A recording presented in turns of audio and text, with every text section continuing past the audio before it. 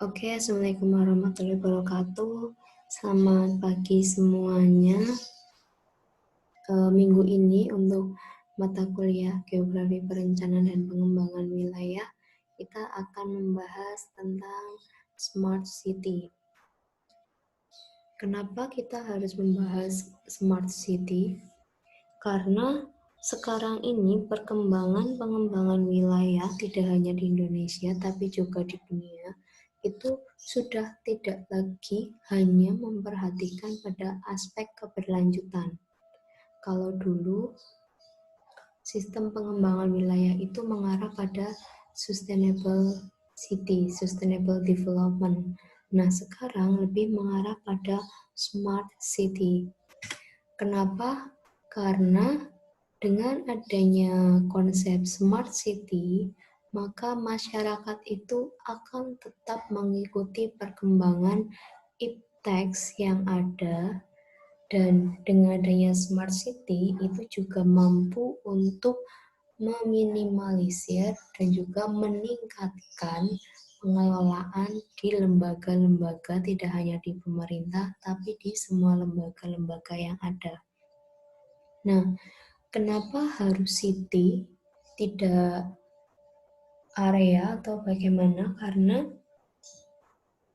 pengaplikasian atau pengembangan wilayah sendiri itu biasanya dilakukan khususnya pada kawasan perkotaan terlebih dahulu, baru merembet ke wilayah perdesaan. Karena seringkali di wilayah perkotaan itu memiliki berbagai permasalahan-permasalahan yang kompleks. Ketika konsep pengembangan wilayah itu diaplikasikan di perkotaan terlebih dahulu, maka untuk melakukan evaluasinya akan lebih mudah. Sehingga di sini memang masih berfokus pada kondisi smart city, belum smart rural. Nah, smart city sendiri itu artinya adalah akan menghubungkan modal manusia, sosial, dan infrastruktur TIK untuk mengatasi permasalahan-permasalahan publik, pembangunan berkelanjutan, dan peningkatan kualitas hidup masyarakat. Ketika kita dulu itu berfokus pada pembangunan wilayah yang berkonsep pembangunan berkelanjutan, maka seringkali infrastruktur TIK ini itu belum diintegrasikan ke dalamnya. Nah, padahal infrastruktur TIK ini itu sangat penting mengingat perkembangan kondisi ipteks di dunia itu sangat cepat. Dan kita juga tahu sendiri bahwa infrastruktur TIK itu sangat besar perannya dalam kehidupan kita sehari-hari.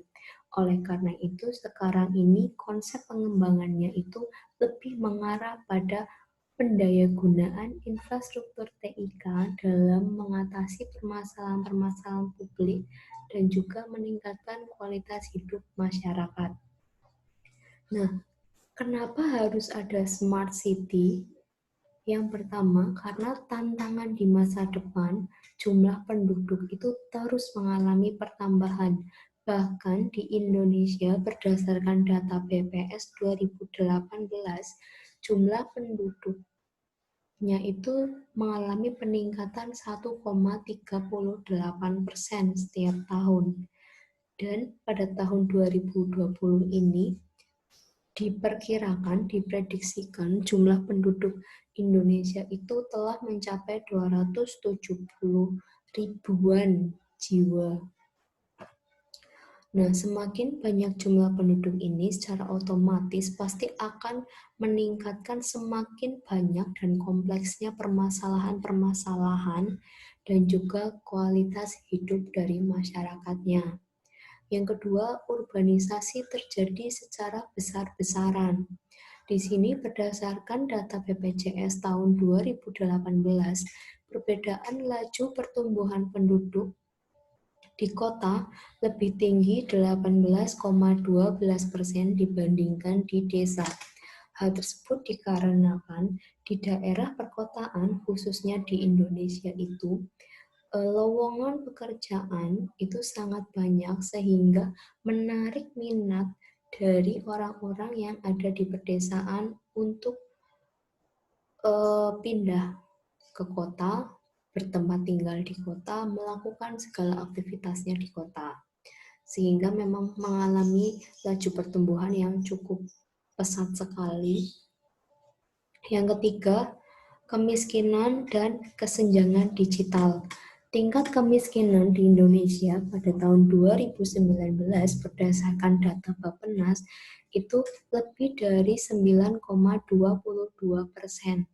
di mana semakin banyak masyarakat yang miskin, maka akan semakin sulit untuk pengaplikasian dari digital ini.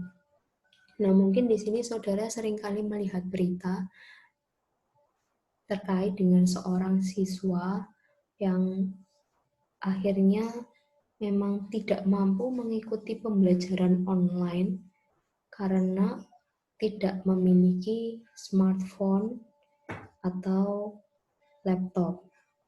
Nah, adanya kesenjangan digital ini pada akhirnya akan mempengaruhi kualitas dari sumber daya manusia. Padahal tujuan dari adanya perencanaan dan pengembangan wilayah sendiri itu adalah untuk meningkatkan kualitas dari sumber daya manusia. Yang keempat, populasi penduduk lanjut usia. Terdapat 8,69% penduduk lanjut usia atau 60 tahun ke atas berdasarkan data BPS tahun 2016. Nah, semakin banyak populasi penduduk lanjut usia, maka akan mempengaruhi kemampuan mereka dalam melaksanakan aktivitas sehari-hari. Sehingga diperlukan adanya kemudahan dalam melaksanakan aktivitas-aktivitas tersebut. Kelima, ada kebutuhan energi dan polusi. Karena tadi jumlah penduduknya sangat banyak, maka di sini kebutuhan energi juga akan semakin meningkat.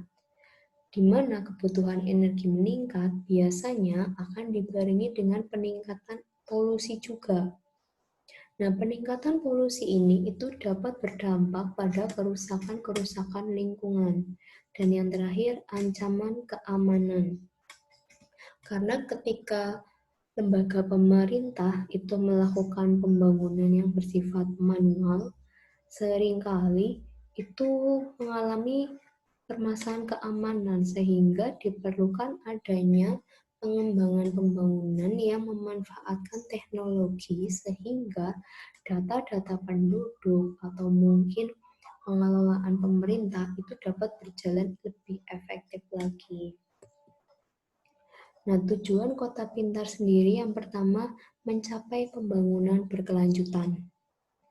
Jadi jangan salah, meskipun namanya konsep adalah smart city, tapi dalam konsep smart city ini tetap memperhatikan pada dimensi-dimensi pembangunan berkelanjutan, di mana pembangunan berkelanjutan ini dimensi dasarnya adalah lingkungan, sosial, dan ekonomi. Yang kedua, meningkatkan kualitas hidup masyarakat, karena dengan adanya smart city, maka pengelolaannya itu akan lebih terarah, pengelolaannya akan lebih efektif, efisien, sehingga masyarakat itu akan lebih mudah untuk melakukan kegiatannya sehari-hari. Dan yang terakhir, tujuan dari smart city ini adalah meningkatkan efisiensi infrastruktur yang ada dan yang baru. Karena kita tahu sendirilah sekarang itu banyak sekali pembangunan infrastruktur yang gagal. Kegagalan infrastruktur ini karena apa? Karena kurangnya sumber daya manusia dalam memanfaatkan infrastruktur tersebut dan juga kurangnya pengelolaan terhadap infrastruktur tersebut. Nah, konsep smart city diharapkan dapat mengatasi hal tersebut. Nah, di sini penggunaan TIK itu hanya sebagai sarana untuk mencapai tujuan. Jadi TIK hanya sebagai alat untuk memperbaiki kondisi suatu kota. TIK bukan dijadikan sebagai hasil atau output akhir, tapi di sini TIK-nya itu merupakan alat yang digunakan bersama dalam proses pengembangan wilayah untuk memperbaiki kondisi di suatu perkotaan. Konsep smart city itu akan memudahkan masyarakat untuk mendapatkan informasi secara cepat dan tepat. Nah, Indonesia sebenarnya sangat cocok ketika menggunakan konsep smart city. Kenapa? Karena kita tahu sendiri, banyak sekali kejadian-kejadian bencana yang terjadi di Indonesia. Nah, seringkali kejadian-kejadian bencana ini diberitakan oleh media massa itu terlalu berlebihan, terlalu hiperbola. Akhirnya menimbulkan kepanikan pada masyarakat. Masyarakat memerlukan informasi yang benar-benar valid dari lembaga pemerintah yang dapat dipercaya. Nah, dengan adanya konsep smart city, maka masyarakat akan lebih mudah untuk mendapatkan informasi bencana secara cepat dan tepat, sesuai dengan lokasi di mana mereka berada saat ini. Smart city merupakan kota yang dapat mengelola berbagai sumber dayanya secara efektif dan efisien untuk menyelesaikan berbagai tantangan kota menggunakan solusi inovatif, terintegrasi, dan berkelanjutan untuk menyediakan infrastruktur dan memberikan layanan-layanan kota yang dapat meningkatkan kualitas hidup warganya. Jadi, dengan adanya konsep smart city ini, maka pemerintah itu mampu memunculkan suatu solusi yang inovatif dengan cara menyediakan infrastruktur untuk memenuhi kebutuhan dari warga masyarakatnya. Dan di sini terdapat tantangan kota, di mana di sini ada grafik. Ini merupakan kompleksitas masalah dan ini menunjukkan waktunya. Nah, dari grafik ini maka kita bisa lihat nih, ketika suatu pemerintah itu hanya menggunakan solusi konvensional tanpa melibatkan atau mengintegrasikan TIK dalam pemecahan masalahnya, maka tidak akan mampu menjawab permasalahan kota. Permasalahan kota adalah yang merah, solusi konvensional adalah yang biru. Tapi ketika pemerintah itu mampu memunculkan solusi-solusi inovatif dengan cara mengintegrasikan TIK dalam pengelolaannya atau solusi inovatif, maka di sini pemerintah mampu mengatasi permasalahan-permasalahan yang ada di kota dengan lebih mudah. Nah, di sini kompleksitas permasalahan di kota sendiri itu berkembang sangat cepat. Dari permasalahan sosial, ekonomi, pendidikan, kesenjangan, kesehatan, dan lain sebagainya. Itu berkembangnya sangat cepat. Solusi-solusi konvensional seringkali tidak dapat mengejar kecepatan dari pertumbuhan masalah yang ada di kota tersebut, sehingga perlu solusi-solusi baru yang lebih inovatif untuk menyelesaikan permasalahan kota dengan cara menggunakan konsep smart city. TIK merupakan salah satu teknologi yang memiliki potensi inovatif tinggi untuk menyelesaikan berbagai tantangan perkotaan. TIK ini adalah alat yang digunakan untuk membantu pemerintah dalam menyediakan layanan-layanan bagi warga masyarakatnya. Nah, namun demikian, smart city tidak identik dengan kota TIK atau digital city karena TIK bukan satu-satunya kunci penyelesaian masalah perkotaan. Ingat, dalam konsep smart city, TIK hanya dijadikan sebagai alat untuk menyediakan atau memunculkan layanan-layanan yang dibutuhkan oleh masyarakat sendiri. Nah, di sini terdapat tren global yang mendorong adanya kepentingan pada konsep smart city. Yang pertama di sini ada urbanisasi, seperti yang tadi saya sudah bilang di awal. Jadi urbanisasi di daerah perkotaan itu lajunya sangat tinggi dibandingkan dengan di daerah pedesaan. Selain itu, kondisi smart itu merupakan kondisi yang baru. Selain itu juga sekarang kita mengenal ada generasi Y, generasi Z, middle bulk, geosocialization, dan lain sebagainya. Nah, hal-hal tersebut pada akhirnya akan meningkatkan nih peran smart city, smart dalam pengelolaan di daerah perkotaan. Tanpa adanya konsep smart city, maka generasi-generasi sekarang yang sudah lebih melek terhadap teknologi itu akan sulit untuk mengikuti perkembangan di masa lampau. Nah, di sini saya gambarkan bahwa pertumbuhan kota itu yang sangat besar, orang-orang itu mulai mengalami banyak permasalahan, tugas yang semakin banyak, pilihan terkait data, dunia yang semakin narrow, dan lain sebagainya. Semuanya ini pada akhirnya akan mempengaruhi pentingnya pengaplikasian smart city di suatu wilayah. Nah, di sini saya berikan beberapa contoh kota-kota di dunia yang sudah bergerak menuju smart city.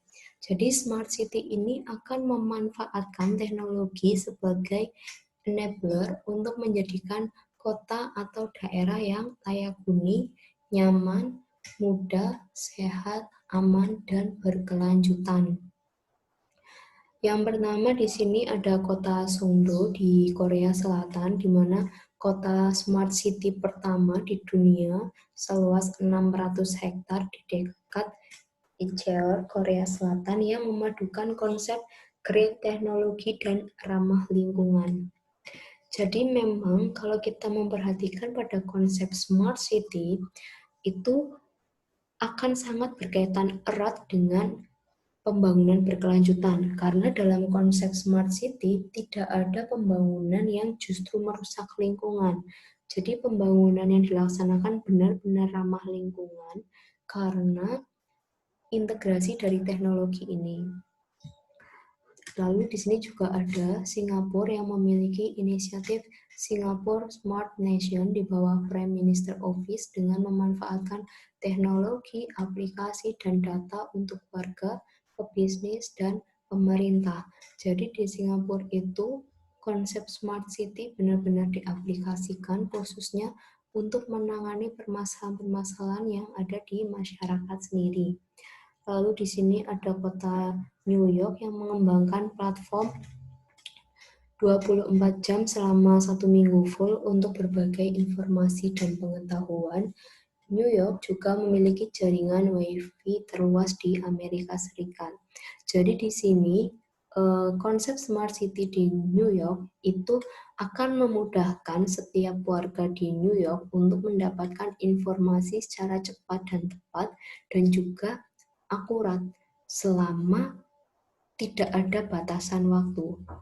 Jadi 1 minggu full mereka akan mencari informasi itu bisa karena benar-benar pengelolaan pemerintahannya sudah berbasis smart city. Nah, kalau sekarang kita melihat di Indonesia itu kan seringkali ada batasan-batasan. Misal kalian ingin membuat KTP, harus hari Senin sampai hari Jumat jam 8 sampai jam sekian gitu kan. Nah, kalau di New York sendiri ini itu batasan-batasan tersebut sudah mulai menghilang karena memang benar-benar platformnya itu tuh 24 jam dalam 1 minggu. Lalu di sini juga London memiliki badan Smart London dengan menjadikan teknologi sebagai mesin pertumbuhan bagi London. para akademisi, bisnis, dan pengusaha memberikan perhatian yang besar bagaimana teknologi dan data bisa menjadikan London lebih baik. Jadi dulu mungkin London belum semaju sekarang, tapi setelah adanya pengaplikasian teknologi dalam setiap kegiatan, khususnya di pemerintahannya, itu mendorong London itu semakin berkembang.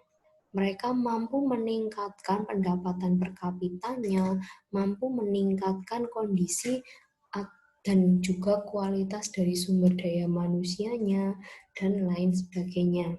Lalu di sini juga ada Melbourne yang memiliki kantor Smart City yang melakukan riset, inovasi, dan sistem informasi geografis dengan memanfaatkan sensor. Jadi di sini di Melbourne sendiri itu konsep Smart City-nya itu lebih mengaplikasikan pada SIG, di mana melalui SIG ini maka pemerintah di sana itu mengetahui pengembangan yang cocok untuk wilayah-wilayahnya, sehingga pengembangan di sana akan lebih sesuai dan akan lebih optimal. Nah, di sini ciri solusi kota cerdas itu ada 3. Yang pertama, inovatif. Inovatif di sini artinya adalah solusi-solusi dengan pemikiran baru, menggunakan sumber daya secara efektif dan efisien, dan memberikan kapasitas yang mencukupi kebutuhan. Dengan adanya kota cerdas ini, maka akan muncul banyak sekali solusi-solusi baru, karena benar-benar mengikuti perkembangan teks yang sangat dinamis. Yang kedua adalah terintegrasi. Solusi-solusi tersebut harus terintegrasi antar lembaga atau kementerian atau dinas, terintegrasi secara vertikal, dan terintegrasi dengan pihak-pihak non-pemerintah. Kenapa? Karena dalam kota cerdas, di mana TIK sebagai salah satu alat dalam pengelolaannya ini, ketika data yang ada antar lembaga itu berbeda, maka akan terwujud kebijakan yang tumpang tindih juga. Nah, di sini kita juga melihat di Indonesia itu banyak sekali kebijakan-kebijakan yang tumpang tindih. Nah, dengan adanya kota cerdas ini, dengan adanya TIK ini, maka pemerintah mampu menyediakan data, big data, yang benar-benar mampu digunakan oleh semua lembaga di pemerintahan agar lebih optimal. Di sini mungkin kalian pernah mengalami, kita pernah nih bikin KTP. Kita sudah menulis data kita di desa. Tapi kita juga harus menulis lagi data kita di kecamatan. Kita juga menulis lagi data kita di kabupaten. Nah, adanya penulisan terus-menerus seperti itu dirasa tidak efektif. Nah, dengan adanya kota cerdas yang memanfaatkan teknologi, data-data ini akan terkumpul menjadi satu, menjadi sebuah big data, di mana lembaga-lembaga pemerintahan akan mampu mengaksesnya, sehingga tidak perlu mengisi data diri terus-menerus. Dan yang terakhir adalah berkelanjutan, di mana solusi-solusi harus dirancang untuk dijaga keberlanjutannya, tidak hanya menjadi solusi sesaat saja. Nah, di sini terdapat perbedaan antara konsep sustainable development dan juga smart development. Kalau kita melihat pada konsep sustainable development di 2013 Agenda for Sustainable Development, itu ada 3 dimensi yang perlu diperhatikan, yaitu ekonomi, lingkungan, dan sosial. Di mana ketiga dimensi ini itu tujuan akhirnya adalah untuk mencapai keberlanjutan. Sebelum mencapai pada tahap keberlanjutan, nanti akan ada juga tahap penghidupan yang layak dan lain sebagainya. Ini adalah konsep sustainable development. Nah, dalam konsep smart development itu tidak hanya 3 dimensi tadi, tapi juga ada dimensi human factor technological factor, dan institutional factor. Jadi 3 dimensi ini tidak akan mampu berjalan ketika faktor sumber daya manusianya itu jelek. Bayangkan ketika kita sudah melakukan pengembangan berbasis pada smart development, smart city ini, ketika sumber daya manusianya tidak memiliki kualitas dalam pengelolaan berbasis smart, maka ketiga dimensi ini tidak akan mampu tercapai. Yang kedua di sini juga ada technological factor. Di awal tadi saya selalu menerangkan bahwa dalam konsep smart city yang digunakan sebagai alat untuk membantu pengelolaan di lembaga pemerintah atau lembaga-lembaga lain adalah TIK. Jadi benar-benar teknologi ini menjadi salah satu alat yang sangat penting dalam smart development. Dan yang ketiga di sini ada tambahan terkait institutional factor. Kenapa ada institutional factor? Karena dalam model smart development diharapkan nantinya itu mampu mewujudkan yang namanya good governance. Nah, kita melihat nih pada konsep sustainable development. Memang tidak langsung terlihat ada pengaruh dari institutional factor. Nah, oleh karena itu seringkali di sini peran pemerintah itu tuh masih sangat minim, masih kurang terlihat. Nah, dalam konsep smart city, smart development, itu institutional factor benar-benar akan terlihat mana pemerintah yang benar-benar siap telah mengaplikasikan pengembangan smart ini dan mana pemerintah yang tidak siap. Nah, di sini bagaimana cara membangun kesiapan menjadi smart city? Yang pertama, jelas ya di sini harus ada dulu enabler-nya. Enabler itu seperti inputnya sendiri itu seperti apa. Jadi di sini kita melihat sumber daya, kehidupan, lingkungan, kondisinya seperti apa. Apakah sumber daya dan kondisi-kondisi ini itu mampu meningkatkan aspek structure, infrastructure, dan superstructure ini atau tidak.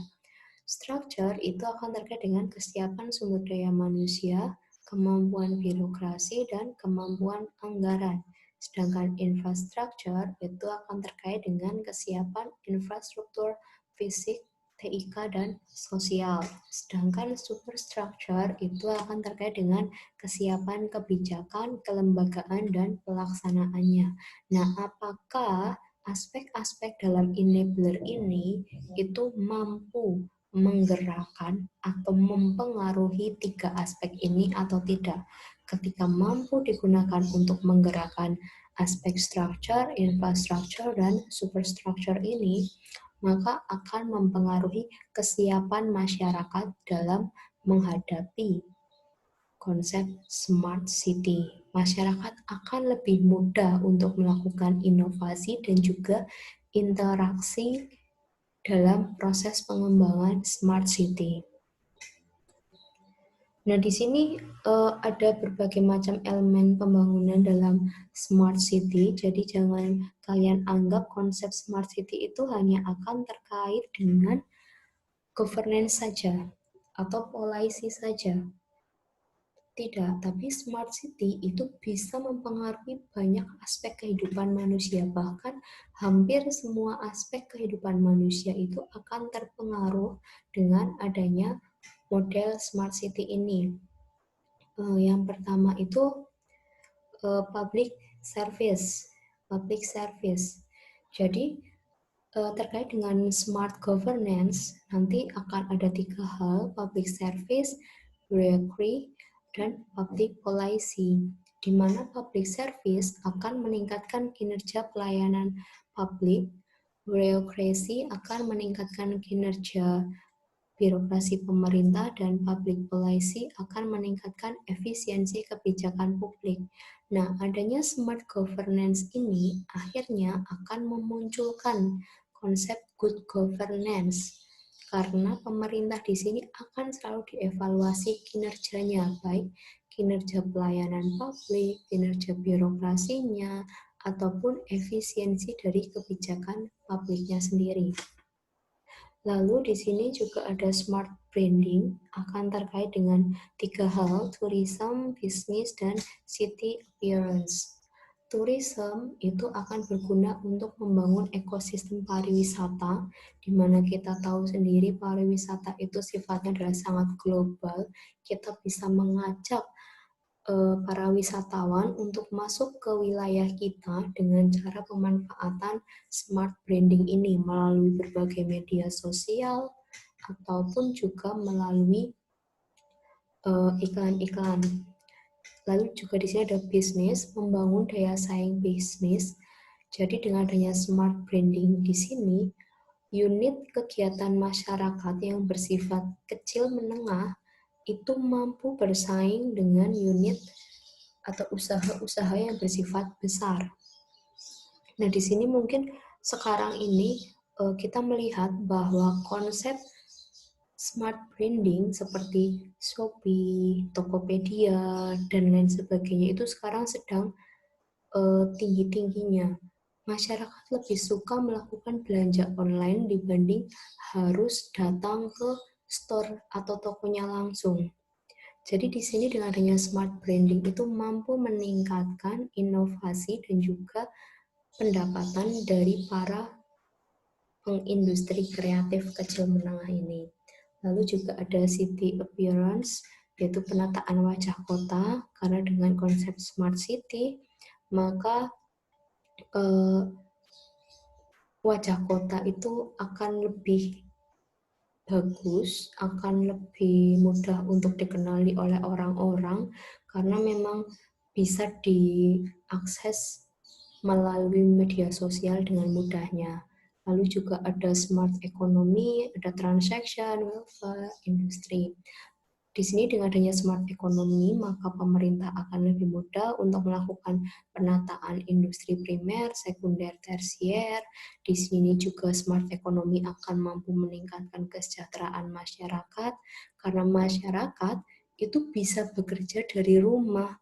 Bahkan ibu rumah tangga pun yang dulu itu diibaratkan tidak akan atau tidak mampu untuk menghasilkan pendapatan pribadi aja, sekarang ibu rumah tangga mampu memperoleh pendapatan pribadi. Lalu juga di sini transaction akan membangun ekosistem keuangan.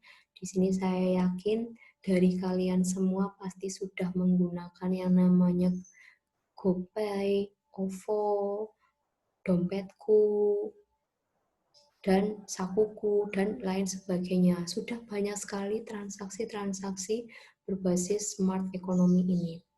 Lalu juga ada smart living terkait harmoni, health, dan mobility. Harmoni berarti di sini akan terwujud harmonisasi lingkungan yang nyaman, karena dengan adanya smart city biasanya itu di sini pada saat smart living pemilikan kendaraan itu juga akan lebih ramah lingkungan. Masyarakat tidak lagi menggunakan kendaraan yang berbahan bakar fosil, tapi mungkin sudah menggunakan yang berbahan bakar listrik. Jadi benar-benar harmonisasi dengan lingkungannya itu sangat nyaman. Lalu juga dengan adanya smart living itu mampu menjamin fasilitas dan pelayanan kesehatan yang lebih mudah, karena fasilitas kesehatan itu bisa diakses 24 jam dalam sehari selama 1 minggu full dengan mudah, karena masyarakat itu mendapatkan informasi yang benar-benar dibutuhkannya secara cepat dan tepat. Lalu juga ada mobility, akan membangun transportasi dan logistik. Lalu di sini juga ada smart society terkait community, learning, and security. Community sendiri di sini akan membangun masyarakat yang smart. Dengan adanya konsep smart city, maka semua masyarakat itu akan dibiasakan untuk melakukan pengisian atau penginputan data itu secara online. Masyarakat akan dibiasakan dengan informasi-informasi yang berbasis online, dan pada akhirnya akan membangun masyarakat yang smart. tidak hanya smartphone, tapi juga smart people. Nah, di sini ada juga aspek learning. Jadi di sini akan membangun sistem edukasi karena kita tahu sendiri pendidikan itu sangat dinamis dengan adanya konsep smart learning, maka pendidik bisa melakukan atau mengajar jarak jauh seperti yang kita lakukan sekarang ini. Lalu juga terkait dengan security, menjamin keamanan dan keselamatan. Maksudnya gimana?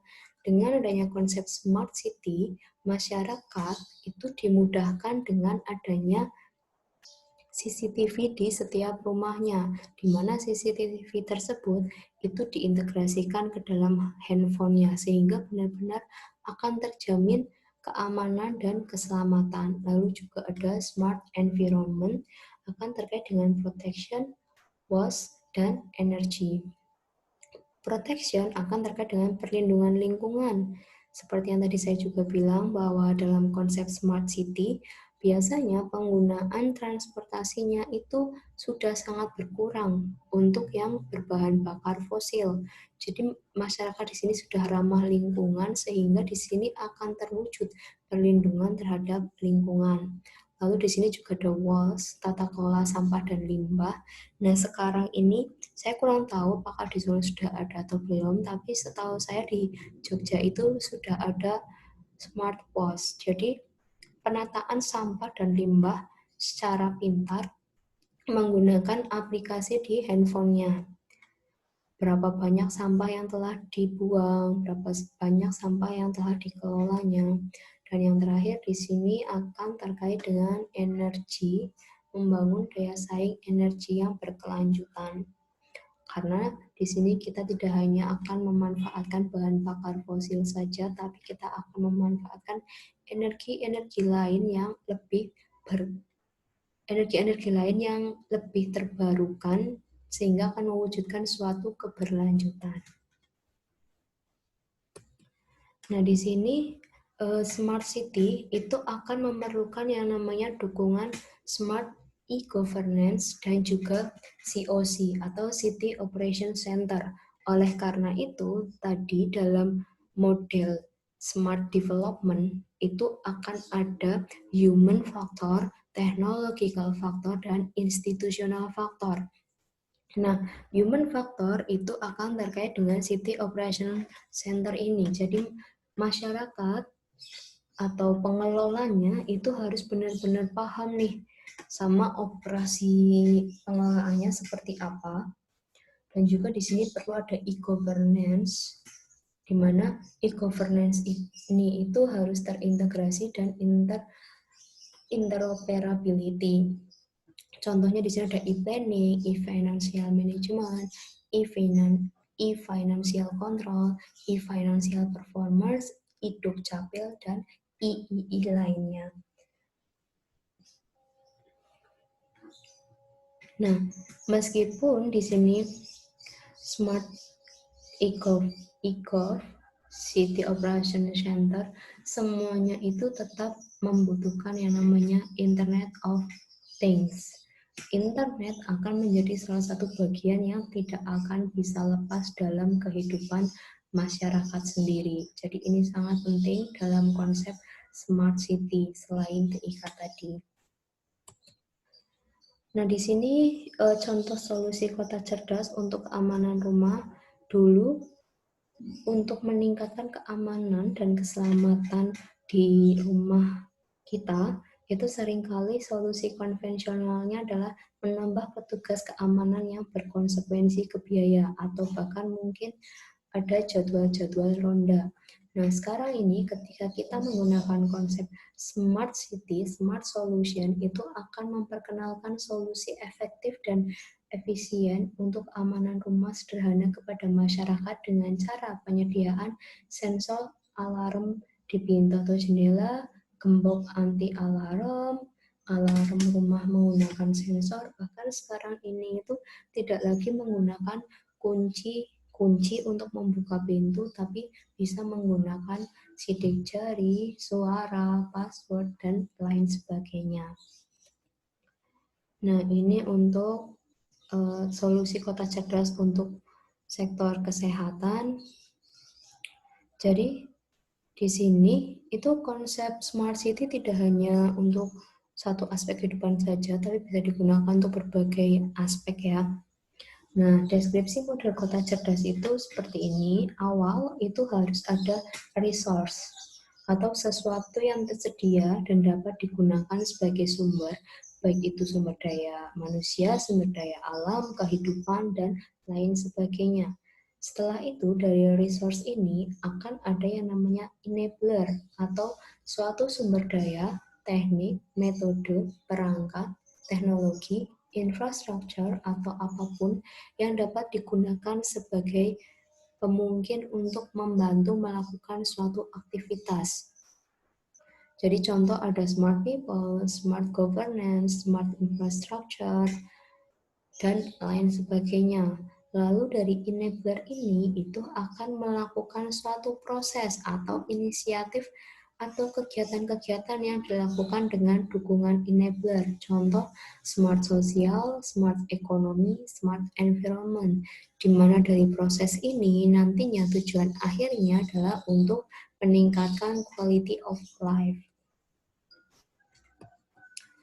Nah, ini contoh model kota cerdas. Nah, di sini untuk gambarannya di sini ada suatu sumber daya, di mana sumber daya ini pada akhirnya akan mempengaruhi ketersediaan dari smart people, smart infrastructure, dan smart governance. Nah, masing-masing hal ini digunakan untuk memenuhi kebutuhan smart society, smart economy, dan smart environment. Dan nantinya akan muncul yang namanya berbagai aplikasi layanan-layanan yang mampu menunjang aktivitas atau kegiatan masyarakat di suatu wilayah.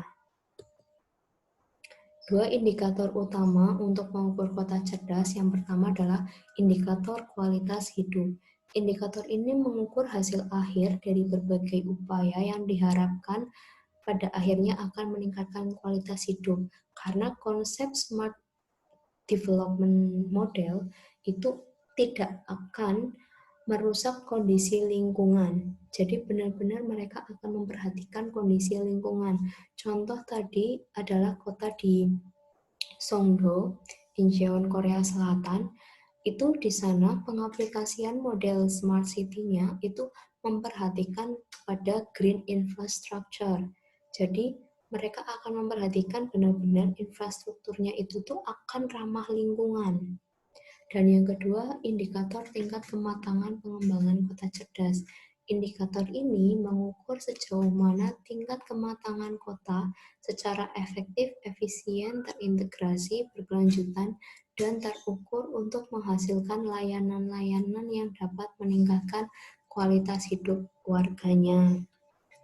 Jadi akan diukur apakah kota tersebut itu matang atau tidak. Semakin matang suatu kota dalam melakukan pengembangan kota cerdas, maka hasil akhir dari pengaplikasian kota cerdas ini itu akan lebih mudah terlihat. Nah, ini nanti untuk model pengukuran kota cerdasnya. Apa saja yang perlu diperhatikan? Itu ada 3, sumber daya dan enabler, pengembangan dan pengelolaan kota, serta layanan kota. Nanti kalau kalian mungkin besok tertarik kerja di lembaga-lembaga pemerintah, maka harus bisa menjawab pertanyaan-pertanyaan terkait 3 hal ini. Nah, penilaian kota cerdas sendiri itu ada banyak. Di sini ada terkait aspek sumber daya, pengembangan dan pengelolaan kota, layanan kota dan kualitas hidup, pengukuran layanan dan kualitas hidup. Tadi saya sempat membahas tentang penilaian kota cerdas yang dipengaruhi oleh kualitas hidup, lingkungan, dan tingkat kematangan menuju kota cerdas, di mana 2 variabel ini akan dipengaruhi oleh sub-variabel lain, yaitu ini.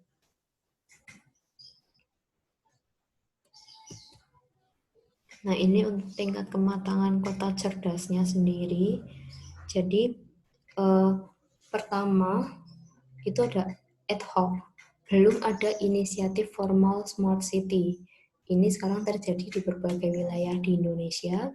Lalu yang kedua adalah tingkat inisial. Sudah mulai ada inisiatif formal Smart City yang tercantum dalam rencana formal kota dilakukan oleh pemerintah kota. Nah, ini untuk tingkat inisial itu sudah dilaksanakan, contohnya adalah di Bandung, di Surabaya itu juga sudah. Lalu tingkat scatter, pemerintah kota scatter. Pemerintah kota mengajak berbagai pihak di dalam kota untuk melakukan berbagai inisiatif Smart City, tetapi inisiatif-inisiatif tersebut tidak dijamin terintegrasi satu sama lain. Jadi di sini belum terwujud adanya big data. Lalu yang keempat ada tingkat integrate. Pemerintah kota sudah mengajak berbagai pihak, lalu juga sudah menyepakati rencana formal pengembangan yang memperlihatkan rencana yang terintegrasi. Dan yang terakhir baru tingkat smart, kota yang sudah mencapai kondisi integrated dan melakukan pengukuran kinerja pencapaian target serta melakukan improvement program-program smart city. Jadi sebenarnya di Indonesia itu sudah banyak sekali kota-kota yang mulai mengarah pada pembangunan kota cerdas atau smart city, namun pembangunannya itu ada yang beberapa sudah di tingkat inisial, dan ada yang beberapa di tingkat scatter. Jadi di sini memang masih benar-benar awal, masih melalui berbagai tahapan lagi, dan harus mengalami berbagai perubahan-perubahan kebijakan lagi.